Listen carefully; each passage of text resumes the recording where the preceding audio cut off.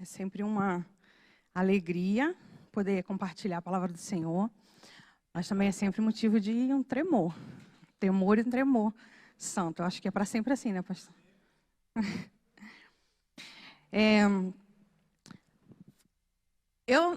Talvez lá em casa, só lá em casa seja assim. Mas você já abriu o freezer da sua casa? Aquela vontade de tomar um sorvete?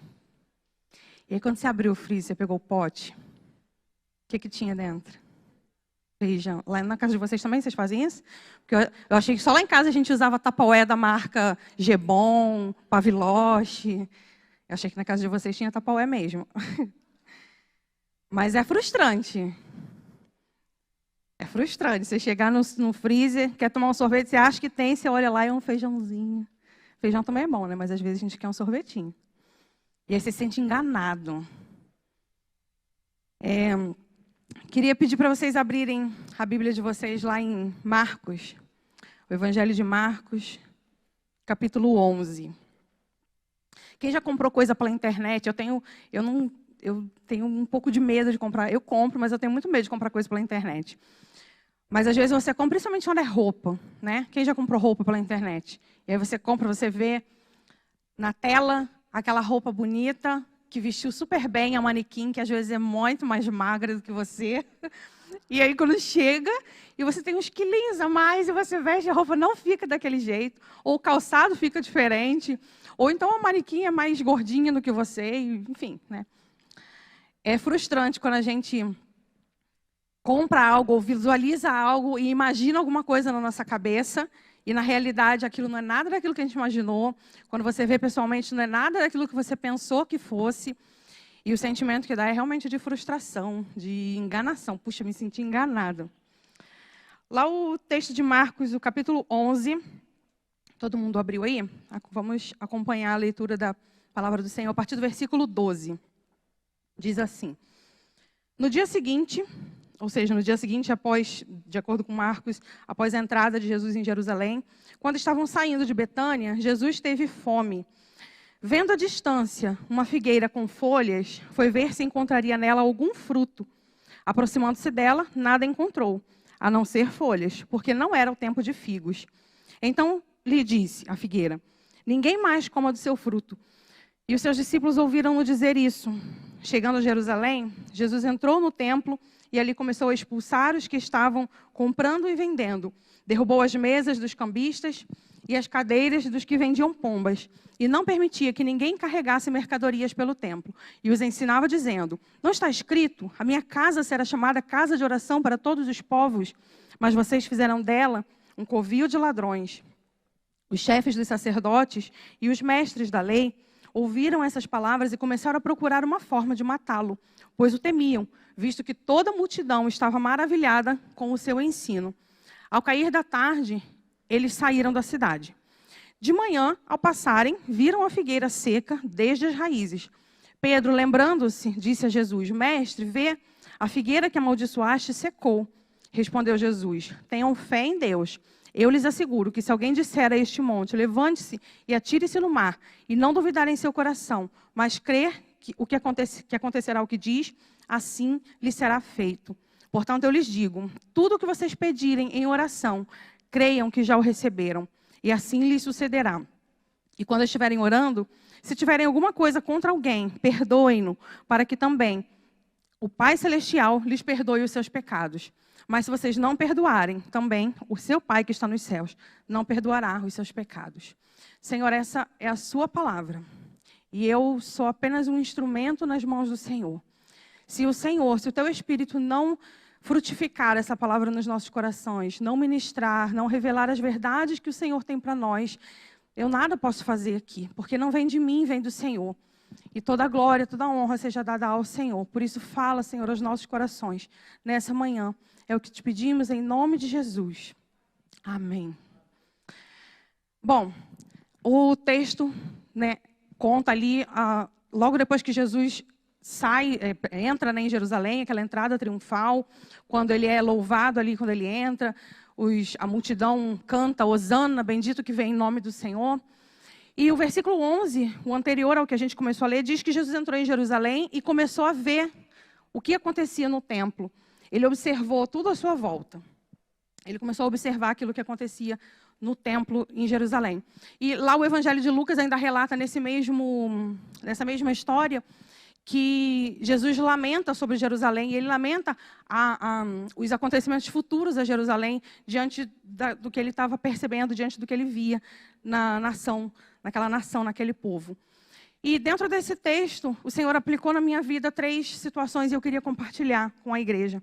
A primeira é que Jesus revela verdades eternas através de situações simples. Aqui nos versículos do 12 ao 14, a gente vê Jesus usando uma ilustração da figueira para poder aplicar uma verdade eterna do seu reino. O pastor Daniel fez uma ilustração como essa aqui, com a chuva, com a água da chuva, que desce, que procura os lugares mais profundos. Isso são situações do dia a dia, onde a gente vê o Espírito Santo nos ensinando, aplicando alguma verdade eterna à nossa vida. E eu não sei você, mas lá em casa é muito costume nosso ver situações do dia a dia e a gente aplicar algumas verdades do Senhor para a nossa vida. As meninas, até quando tem hora que eu falo assim, percebeu, né? Ela fala, vem a minha mãe ensinar alguma coisa de novo. Então já virou um pouco de costume. Eu consigo perceber e identificar algumas verdades eternas de Deus através de algumas situações muito simples do nosso dia. E nesse texto, a figueira, né? Israel foi representado pela figueira durante muitas vezes ali no Antigo Testamento. Jesus tem fome. O texto fala de uma maneira simples que ele teve fome e ele viu ali a figueira e ele foi procurar fruto. E o problema não foi na figueira em si. E às vezes, talvez você também, como eu, possa já ter lido esse texto e ficado com a pulga atrás da orelha. Por que Jesus amaldiçoou a figueira que não dá fruto num tempo que não era de dar fruto? Que Jesus meio cruel, porque você cobrar de alguém algo que a pessoa não pode oferecer. Só que quando a gente vai entender o contexto da figueira, a figueira ela tinha 2 safras por ano de figos. E quando chegava o tempo quando a figueira já estava com folhas, era sinal de que os frutos já estavam ali. Porque os frutos normalmente nasciam antes das folhas. Então, tanto que o texto fala, quando Jesus olha de longe e ele vê aquela figueira cheia de folhas, vou lá ver se tem fruto. E eu imagino Jesus chegando e abrindo as folhas e olhando e procurando, não tem fruto. E aí ele lança aquela palavra sobre a figueira, que não é necessariamente contra a figueira, mas ele está usando aquela situação básica do dia dele para poder aplicar uma verdade eterna. Ele fazia isso de uma maneira muito prática, assim, sempre a gente vê nos evangelhos Jesus usando parábolas, usando ações parabólicas, ele usa as ilustrações para poder mostrar e ensinar. Às vezes, essas verdades elas eram claras, as pessoas entendiam, às vezes ele explicava para todo mundo, às vezes somente algumas pessoas ficavam, eu acho que ele está falando da gente. Alguns textos mostram os fariseus fazendo isso, eu acho que ele está falando da gente. Algumas vezes ele chamava somente os discípulos dele à parte. Tem várias parábolas, vários textos que você vai olhar. Jesus chamando à parte os discípulos, explicou o que ele quis dizer com a parábola. E isso me faz pensar em qual grupo que eu me encaixo. Né? Isso me fez pensar, sempre que eu leio esses textos de Jesus chamando os discípulos dele à parte para explicar alguma verdade, eu fico pensando em qual grupo eu estou. Será que eu tenho percebido? Será que eu tenho entendido as verdades reveladas de Deus?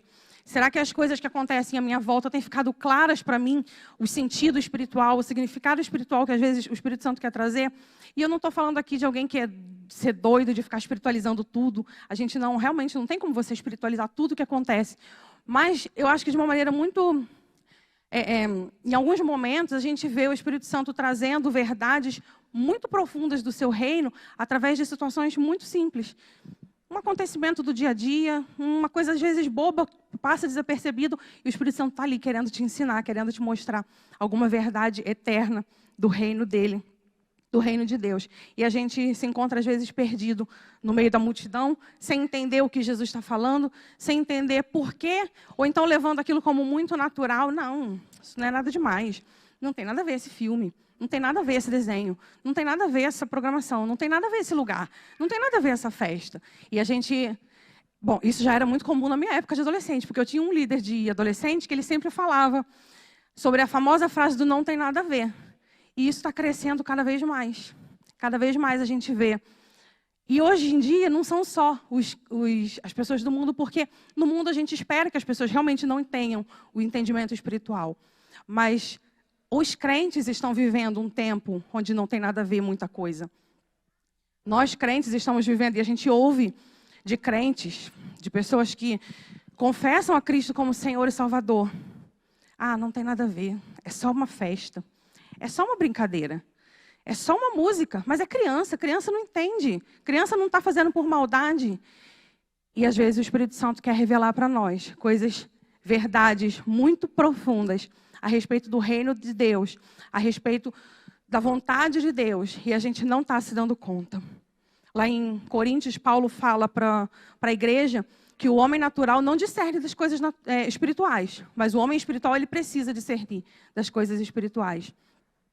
Então, quando o Espírito Santo quiser ensinar algo, trazer algo para o nosso coração, que a gente possa estar atento, espiritualmente falando, e discernir aquilo que o Senhor quer nos ensinar. Porque nós temos a mente de Cristo. A gente não pode se acomodar, se conformar com esse século, se conformar com as coisas que estão acontecendo nesse mundo. E olhar para as coisas que estão acontecendo e achar que é natural demais, é normal demais, é assim mesmo, é desse jeito, não tem nada a ver. E assim a gente tem criado os nossos filhos, assim a gente tem visto a próxima geração se levantar cada vez mais achando que não tem nada a ver. Não tem nada demais, é só uma brincadeira, é só um dia qualquer, é só uma festa, e é sempre assim. Então, que a gente possa se atentar, porque o Senhor, Ele continua ensinando, revelando verdades eternas do reino, através de coisas simples, e às vezes as coisas nem são tão simples assim. Mas uma segunda aplicação que o Espírito Santo fez na minha vida, dos versículos 15 ao 19, mostra Jesus entrando no templo e derrubando as mesas e expulsando os vendedores e os compradores e expulsando os animais. Ele faz aquela purificação, aquela limpa no templo. Ele confronta aquilo que está acontecendo. Eu imagino no dia anterior ele olhando o templo e percebendo as coisas que aconteciam. E ele pensando em como que ele ia agir. E eu imagino ali no dia seguinte, quando ele vê aquela situação, ele entra e ele, não, eu preciso agir. E ele toma uma atitude drástica ali diante daquilo que ele percebe. Isso me faz aprender, me faz pensar que os confrontos que nós recebemos precisam nos levar a agir. Jesus ele confronta de uma maneira muito drástica aquilo que está acontecendo no templo. O comércio no pátio do templo, o comércio dos animais era normal na época, mas eles estavam fazendo da casa do Senhor um lugar de compra e venda, um lugar de ganhar dinheiro, de ter lucros, um lugar de conseguir aquilo que se queria. E Jesus ele faz aquela limpeza. O comércio acontecia sempre no pátio dos gentios, porque o templo era dividido em alguns átrios, né? Nós aprendemos isso recentemente aí em uma das células falando sobre os átrios. E tinha o átrio dos homens, o pátio das mulheres, e tinha esse pátio que era dos gentios, onde era o único lugar no templo onde os gentios podiam entrar no templo e ver a adoração, e ver como funcionava a adoração e orar, porque o templo em si era lugar sagrado somente para os judeus. E era nesse pátio dos gentios que acontecia esse comércio.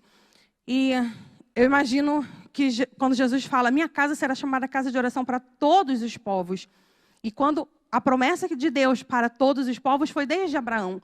Deus nunca quis um só tipo de pessoa, Deus nunca quis um só povo. Ele começou com a nação de Israel, mas Ele levantou a nação de Israel para que fosse luz para todas as nações. E quando Ele vê no templo, na casa do Senhor, o único lugar onde as outras pessoas de outras nações poderiam se achegar para poder conhecer a Deus, para poder ver a Deus, orar e ver como funcionava o culto ao Senhor, esse lugar estava sendo impedido dessas pessoas entrarem. Ele denuncia. Os sacerdotes estavam por trás de tudo esse comércio que acontecia. Os sacerdotes lucravam com aquilo. E Jesus denuncia essa situação muito grave. Ele estava mostrando ali para os líderes da época, para os sacerdotes, que eles estavam mais preocupados com o que eles iam ganhar com a religião do que com aquilo que agradaria ao Senhor, com de fato cultuar ao Senhor. Eles usavam o templo do Senhor como um lugar de passagem para conseguir o que eles queriam. E Jesus expulsou tanto quem vendia quanto quem comprava. Isso me faz pensar nas razões pelas quais a gente serve ao Senhor, pelas quais a gente busca ao Senhor. Esse continua sendo o confronto que Jesus faz para nós. Por que você busca ao Senhor? Por que nós buscamos ao Senhor? Por que razão nós viemos, a gente vem aqui à igreja aos domingos? Por que razão eu faço o que faço no serviço do Senhor? Por que razão eu digo que eu sou crente? Por que razão, por qual motivo nós servimos ao Senhor, nós buscamos ao Senhor? Ainda hoje a gente vê a comercialização da fé, uma fé vendida, uma fé barata sendo vendida, uma graça barata, uma graça que não traz mudança de vida, uma graça que despreza o tamanho do sacrifício de Cristo. Lá em 1 Pedro 2, versículo 3, o apóstolo fala sobre os mestres que são movidos por ganância, que pregam aquilo que as pessoas querem ouvir. E o apóstolo fala que eles foram condenados e eles continuarão sendo condenados por isso. Então, a comercialização da fé que Jesus percebe no templo, na casa do Senhor, continua sendo motivo de condenação. A fé tem sido banalizada. Nós nos tornamos crentes, de uma maneira geral, que buscam um Jesus que resolva os nossos problemas, que nos faça sentir bem, que faça a gente ser feliz, que faça a gente ter o que a gente quer, o que a gente busca, o que a gente acha que precisa. Se ele não for assim, ele não pode ser Deus. Como você se comporta? Como nós nos comportamos quando Jesus vem e derruba essas mesas de comércio no nosso coração? Como que você se comporta quando Jesus vem e derruba aquilo que você está fundamentando a sua fé? Como você se comporta quando Jesus vem e fala, não se trata disso, não é isso que eu quero? Será que você fica como os religiosos daquela época? O texto diz que os chefes e os sacerdotes ouviram e ficaram com raiva e procuravam uma maneira de matar Jesus. Como você fica quando Jesus tenta te corrigir, tenta te confrontar, às vezes através de alguém, levantando alguém, e a gente sabe que existem muitas correções que são feitas de qualquer maneira, por crítica por si só, somente para te acusar, te condenar, mas a gente sabe que o Senhor continua levantando homens, mulheres, pessoas à nossa volta para nos corrigir. A gente sabe que o Senhor continua querendo confrontar a gente no nosso pecado. E Ele levanta pessoas, mas como a gente reage quando o Senhor levanta alguém para nos corrigir, para chegar perto de nós e falar assim, não é desse jeito, não se trata disso, não é isso que o Senhor quer. A gente busca uma fé, um Deus que só abraça a gente e diz o quanto a gente é importante, como você é valioso, como você é raro, como você é importante, você é... Enfim, né? A gente ouve isso em letras de músicas, em mensagens, e a gente busca uma igreja que aceite a gente como a gente é. Não, eu te aceito como você é, pode ficar. A gente busca um Deus que a nossa própria escolha. A gente busca um Deus que se adeque aos nossos padrões, aquilo que a gente acha que deve ser. Isso é comercialização da fé. Às vezes você não vende uma fé barata, mas você compra, porque os compradores também foram expulsos do templo. Que Deus você tem buscado? Você tem atendido e agido diante dos confrontos que recebe de Jesus? Como você reage quando o Senhor vem e denuncia o seu pecado? Será que nós damos ouvidos? Nós clamamos a ajuda dele para nos transformar? Ou será que a gente se acha na razão? Os sacrifícios, eles faziam parte do culto. Eles faziam parte daquilo que o Senhor mesmo instituiu. Deus instituiu o culto. Deus instituiu o sacrifício. Ele instituiu os holocaustos. Ele instituiu tudo aquilo que acontecia de rituais de culto. Foi o Senhor mesmo que instituiu. Lá com Moisés, no templo, em Levítico, ele institui as leis. Tudo aquilo fazia parte do culto que Deus queria receber.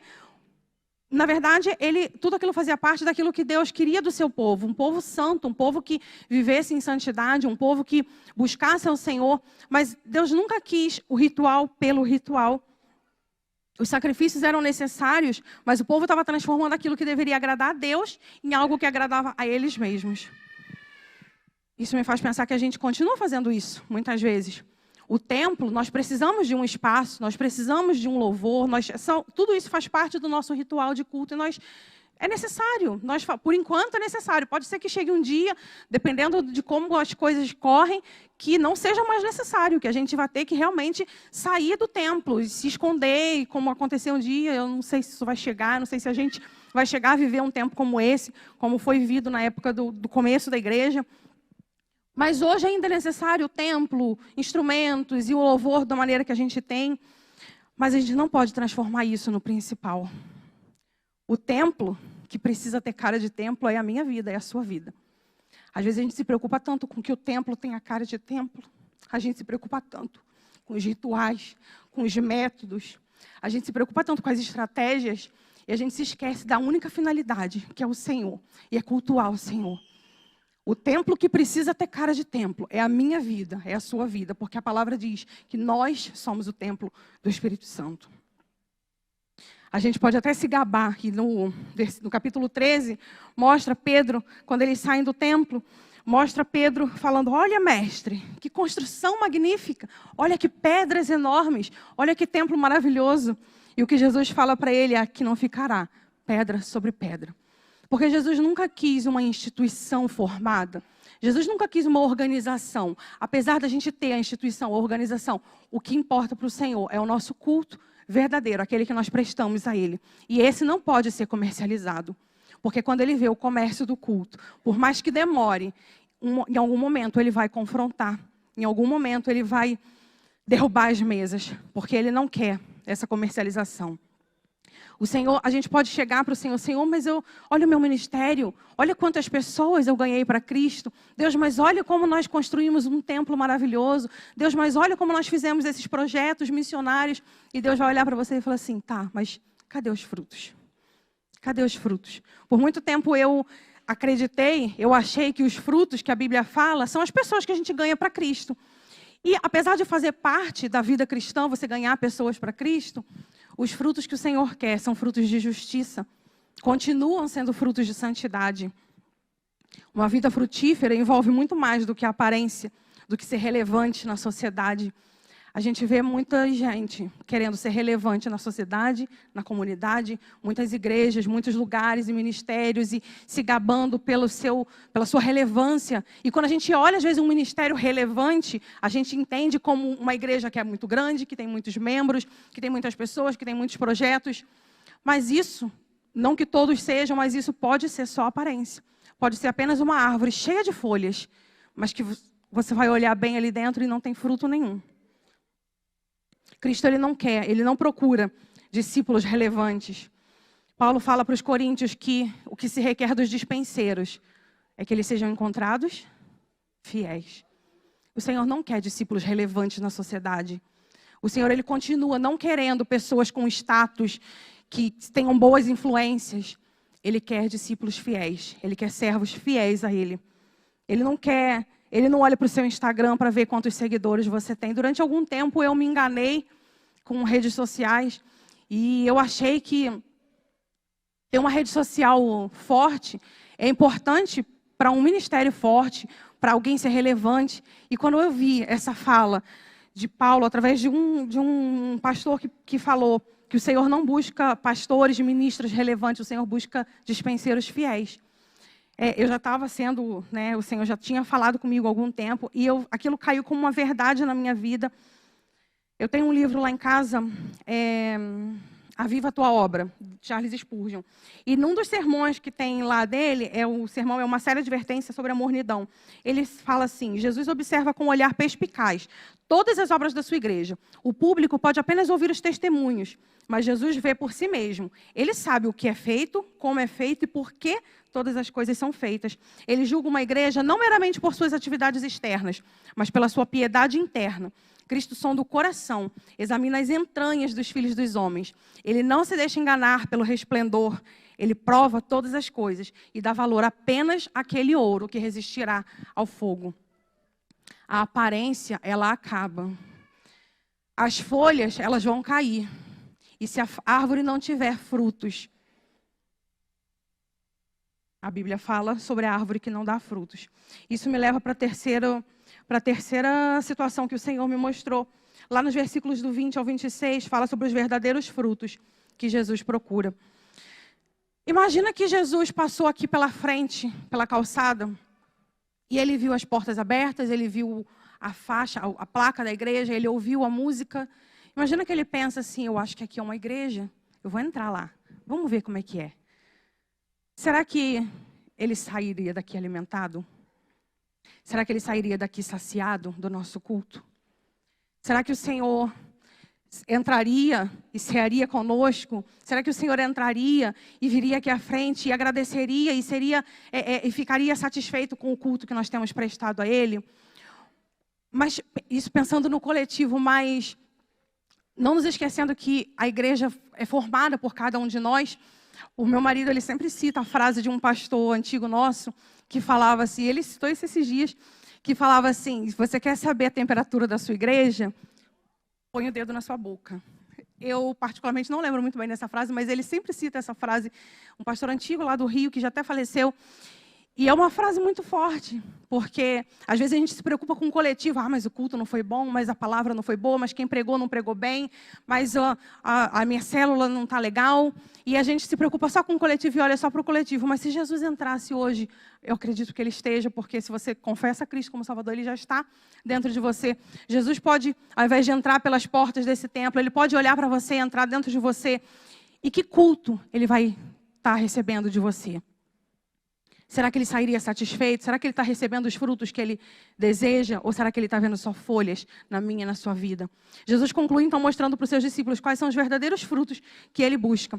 Ao longo da história do povo de Israel, Deus levantou profetas, homens, mulheres, para falar sobre o que ele desejava do povo, o que ele queria no povo.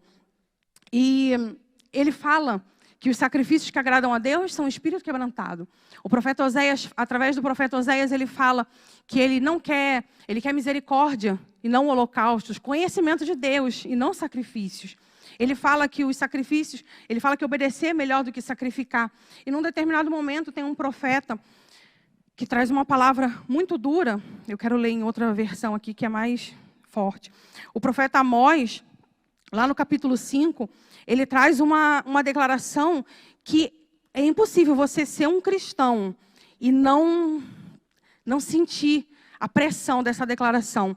E eu não estou falando isso, queridos, porque eu estou aqui para condenar alguém, porque eu estou dentro desse mesmo barco. Eu fui traspassada por essa palavra, o Espírito Santo penetrou no meu coração através dessa palavra. Eu estou aqui no mesmo barco que todo mundo. Nós estamos todos juntos.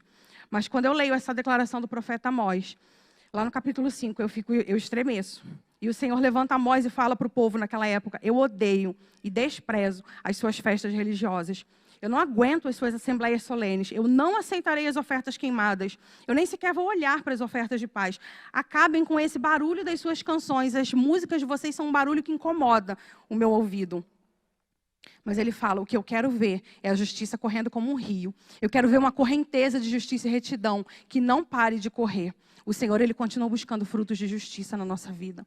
Ele continua buscando frutos de santidade. Ele não quer aparência. Ele não quer uma vida de falsidade, de hipocrisia. E isso fala muito profundamente no meu coração, porque eu oro e falo, Senhor, eu não quero viver uma vida de hipocrisia, eu quero te entregar frutos verdadeiros, os frutos que o Senhor realmente quer encontrar na minha vida. Ele fala sobre a fé necessária para se aproximar dele. Quando Pedro fala assim, Senhor, olha o que aconteceu com a figueira, e Pedro admirado com o milagre, com o que aconteceu à figueira, e Jesus fala assim, se vocês tiverem fé, porque o que eu quero é fé, para se aproximar de mim, precisa crer que eu existo. A carta aos Hebreus fala que sem fé é impossível agradar a Deus, porque quem dele se aproxima precisa crer que ele existe, precisa crer que ele recompensa aqueles que o buscam. O que Jesus continua querendo de nós é a nossa fé, uma vida de fé, que experimenta o poder de Deus. O texto fala sobre mover montanhas. Mover montanhas é o poder de Deus se manifestando na minha e na sua vida. Existem algumas montanhas da nossa vida que só através do poder de Deus. Montanhas que precisam ruir, montanhas que precisam ser retiradas, montanhas que precisam ser movidas de lugar, pecados que precisam ser confessados, tratados, e é só o poder de Deus que pode fazer isso. Mas ele também fala de uma fé que nos leva a uma vida de oração, dedicada, segundo a sua vontade. Porque às vezes a gente pode pegar um texto como esse, quando você orar com fé, tudo que você pedir, você vai receber. E a gente aplica segundo a nossa própria vontade, porque a gente tem uma natureza egoísta, a gente tem uma natureza interesseira. Mas o Senhor, Ele fala em toda a sua palavra, não apenas em um versículo isolado, que a oração ela precisa ser dedicada, de uma vida de dedicação ao Senhor. E a oração não é só um meio da gente conseguir o que a gente quer de Deus, mas também um meio de Deus conseguir de nós o que Ele quer de nós. E às vezes a gente trata a oração como o meio onde eu vou chegar e eu vou levar para Deus, e a gente usa a Bíblia, Deus, mas está escrito lá na Bíblia, que se eu orar com fé, tudo que eu pedir eu vou receber. E a gente tem uma oração egoísta e interesseira. Essa é a comercialização da fé. Foram as bancas que Jesus derrubou no trecho anterior. Mas ele continua querendo uma fé que nos leva a uma vida de oração, dedicada segundo a sua vontade. Porque se essa oração for dedicada segundo a vontade do Senhor, essa mesma fé vai nos capacitar a viver uma vida de relacionamentos restaurados. Porque a gente não pode orar e achar que está prestando culto ao Senhor e ver que os nossos relacionamentos estão quebrados. Porque ele fala, quando você orar, se você perceber que tem alguma coisa contra alguém, perdoe, porque senão o seu pai não vai perdoar você. É uma via de mão dupla, a gente precisa caminhar buscando ao Senhor, entendendo que quando a gente busca Ele em sinceridade, Ele também vai caminhar em direção a nós e se revelar a nós a cada dia. O verdadeiro culto que Deus continua buscando e procurando do seu povo é uma vida inteira oferecida a Ele. É uma vida de justiça, que é fruto de um relacionamento com Ele. Os frutos têm a ver com aqueles descritos em Gálatas. Gálatas 5 fala do fruto do Espírito. E às vezes a gente pensa nas obras da carne, a imoralidade sexual, adultério, fornicação e bebedeira. E a gente pensa nas obras da carne como somente essas, e a gente esquece que a maioria das obras da carne são tratadas como as obras que envolvem os nossos relacionamentos. É a ira, é a divisão, as brigas, as discordâncias. Tudo isso são obras da carne que nos atrapalham no nosso culto ao Senhor. Os frutos são produzidos de dentro para fora. E esses continuam sendo os frutos que Jesus procura. É uma caminhada em duas direções. A gente vê a cruz, e a cruz mostra a nossa caminhada, que é na vertical, em direção ao Senhor. Mas ela também envolve a direção horizontal nos nossos relacionamentos. E com relacionamentos quebrados, o nosso culto não pode ser perfeito, não pode ser um culto que vai agradar ao Senhor. Uma relação frutífera com Deus requer essa reconciliação com os nossos semelhantes. Qualquer coisa que fique aquém disso são apenas folhas. Qualquer coisa que a gente viva que seja aquém dessa descrição de Jesus são apenas folhas bonitas numa árvore muito bonita, mas que quando Jesus vem procurar só tem folhas, não tem fruto, não tem nada para alimentar ninguém. A árvore que nós devemos ser é aquela descrita no Salmo 1, pois será como a árvore plantada junto aos ribeiros de água, a qual dá o seu fruto na estação própria, cujas folhas não caem. E tudo quanto ela fizer, prosperará. Porque é isso que o Senhor busca de nós. É isso que Ele deseja encontrar em nós. Ele denunciou um dia, na nação de Israel, aquilo que a nação estava vivendo e que não era o que Ele queria. Uma nação que deveria ser chamada para ser luz para as nações. Ele denunciou. Assim como Ele continua denunciando na igreja dele hoje, na minha e na sua vida, aquilo que são os frutos que Ele deseja encontrar em nós. Nós vamos cantar. E essa música que nós vamos cantar fala sobre uma vida consagrada em oferta ao Senhor. Fala sobre uma vida oferecida como oferta ao Senhor. Que é o culto que Ele realmente deseja. Não adianta eu achar que tenho um ministério muito bonito. Não adianta eu achar que faço muitas coisas para o Senhor. Porque um dia, lá em Mateus, fala que um dia a gente vai chegar diante dele e vai falar: Senhor, mas no teu nome eu expulsei demônios. Senhor, no teu nome eu construí um templo muito bonito. No teu nome, o meu templo, a minha igreja era cheia de gente. Mas o Senhor, Ele vai falar uma coisa: afasta-se de mim, porque eu não te conheço. Porque o que Ele deseja é misericórdia, não sacrifício. Conhecimento de Deus, ao invés de holocaustos. Que nós possamos entregar a nossa vida como oferta ao Senhor. E que essa oferta seja realmente entregando os frutos que o Senhor busca de nós. Nós vamos cantar e depois nós vamos orar. E eu queria que você cantasse. Você pode ficar de pé no seu lugar. E eu queria que você cantasse essa música, fazendo essa oração ao Senhor. Eu não sei o que o Senhor falou no seu coração nessa manhã. Talvez você esteja entregando para Deus os frutos que Ele deseja. Talvez você já esteja vivendo uma vida frutífera, de acordo com o que Ele busca. Mas continue orando, falando: Senhor, não me deixa cair nesse pecado da hipocrisia, da falsidade. Não me deixa ser apenas folhas. Continua me ajudando para que eu possa ter uma vida frutífera segundo a vontade do Senhor. Mas talvez você tenha identificado, como eu em alguns momentos identifiquei na minha vida, e enquanto eu lia o texto, enquanto eu pensava na palavra, o Senhor falou mais uma vez ao meu coração, e o Senhor ajustou e ajeitou e consertou e confrontou outras coisas na minha vida, e eu pude colocar diante do Senhor, porque eu quero viver uma vida frutífera.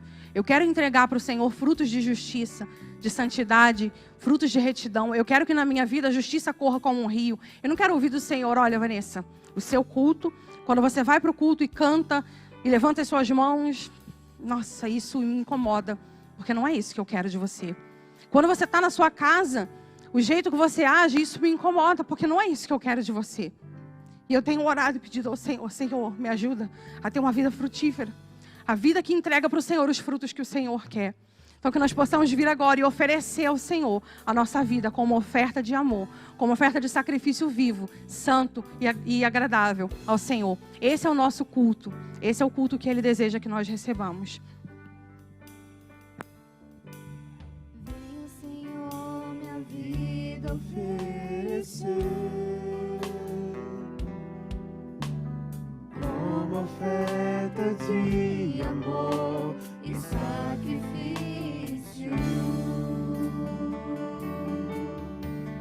Quero minha vida a Ti entregar como oferta viva em Teu altar. Vem o Senhor minha vida oferecer como oferta de amor e sacrifício.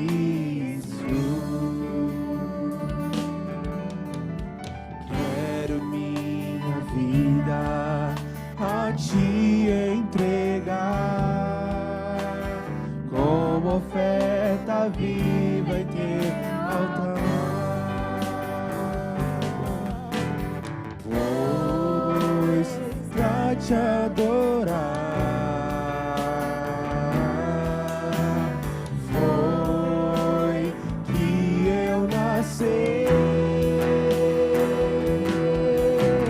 Cumpra em mim o Teu querer, faça o que está em Teu coração, e que a cada dia eu queira mais e mais estar ao Teu lado, Senhor. Pois pra Te adorar foi que eu nasci. Cumpra em mim o Teu querer, faça o que está em Teu coração, e que a cada dia eu queira mais e mais estar ao Teu lado, Senhor, estar ao Teu lado, estar ao Teu lado, Senhor. Senhor, esse é o desejo do nosso coração, Pai. Nós estamos aqui, ó Deus, como igreja do Senhor. Nós ouvimos a Tua palavra, ó Deus, e nós desejamos, ó Pai, que a Tua palavra, que é viva e eficaz, mais cortante do que uma espada de 2 gumes, que ela penetre realmente o nosso coração, que ela divida nossas juntas e medulas. Nós queremos, Senhor, que a Tua palavra nos confronte e nos corrija e nos coloque no caminho certo. Não queremos, Senhor, ser como aquela figueira que só tinha folhas. Queremos, ó Deus, oferecer ao Senhor os frutos que o Senhor busca. Queremos, ó Deus, ter os nossos olhos espirituais abertos e perceber as verdades eternas que o Senhor continua revelando a nós. Queremos, ó Deus, agir diante dos confrontos que recebemos do Senhor. Não queremos nos acomodar com esse mundo, com esse século, mas queremos, ó Deus, ouvir aquilo que o Senhor tem nos falado e agir e reagir, ó Deus, buscando uma mudança de vida, transformação de vida. Queremos, ó Deus, buscar e entregar para o Senhor os verdadeiros frutos que o Senhor procura. Uma vida de fé, uma vida que realmente tem fé no Senhor, uma vida que busca transformação, uma vida, ó Deus, de oração, mas uma oração sincera, uma oração humilde, ó Deus, uma oração que se rende à Tua soberania, não uma oração interesseira. Não queremos contigo um relacionamento interesseiro, mas queremos essa oração que nos leva a uma transformação, que nos leva a fazer a vontade do Senhor. Queremos, ó Deus, uma oração que nos leva a restaurar os nossos relacionamentos, Senhor, porque do que adianta chegarmos ao Senhor se nós temos relacionamentos quebrados, não falamos com os nossos irmãos, não atendemos, ó Deus, Deus, não nos sujeitamos aos nossos irmãos, como a tua palavra diz. Senhor, nos ajuda a restaurarmos os relacionamentos que estão quebrados, Senhor. Que possamos perdoar, pedir perdão, ó Deus, pelos nossos erros, tanto para o Senhor quanto para aqueles que estão próximos a nós, contra quem nós pecamos, contra quem nós erramos, contra quem nós ofendemos, ó Pai. Senhor, nos ajuda a entregar para o Senhor frutos de justiça, frutos de arrependimento, como João Batista falou. Mostrem frutos, deem frutos que mostram que vocês se arrependeram. Que nós possamos dar esses frutos, frutos que mostram o nosso arrependimento, frutos que mostram, ó Deus, uma vida santa, frutos que mostram, ó Deus, uma vida de justiça, uma vida reta diante do Senhor. Deus, não nos deixa, ó Pai, apenas oferecer sacrifícios ao Senhor quando o nosso coração está quebrado, está, ó Deus, em pecado, quando o nosso coração está totalmente distante daquilo que o Senhor quer. Olha para nós como indivíduos, como salvos, como filhos do Senhor, mas olha também para a tua igreja, Senhor, para que o coletivo, ó Deus, para que o teu povo, ó Deus, reunido nesse lugar, para que a tua igreja, Pai, na face da terra, possa ter esse entendimento, ó Deus, de que devemos entregar ao Senhor os frutos que o Senhor merece receber, os frutos que o Senhor deseja ver na vida da tua igreja como um todo. Nos perdoa, Senhor, porque quantas vezes nós somos egoístas e pensamos só no nosso benefício? Quantas vezes, Senhor, nós buscamos ao Senhor só por aquilo que o Senhor pode fazer? Quantas vezes, ó Deus, não nos rendemos à tua vontade, à tua soberania, ao teu cuidado, ao teu amor? Ó Deus, criamos um Deus de amor segundo os nossos padrões. Criamos, ó Deus, um Deus de amor que se encaixe naquilo que a gente entende por amor. Mas, ó Deus, queremos entender o Senhor, queremos, ó Deus, adorar ao Senhor, que é o próprio amor, segundo aquilo que as Escrituras falam a teu respeito. Não queremos criar um Deus segundo a nossa própria vontade, mas queremos adorar ao Deus que a Bíblia fala, que a Bíblia nos apresenta, que o Espírito Santo tem nos revelado a cada dia. Por isso, ó Deus, nos ajuda a sermos como uma árvore plantada junto aos ribeiros de água, dando seu fruto, ó Pai, cujas folhas não caem, mas prosperando em tudo aquilo que fizermos, porque de fato estamos frutificando para o Senhor. Em nome de Jesus. Amém.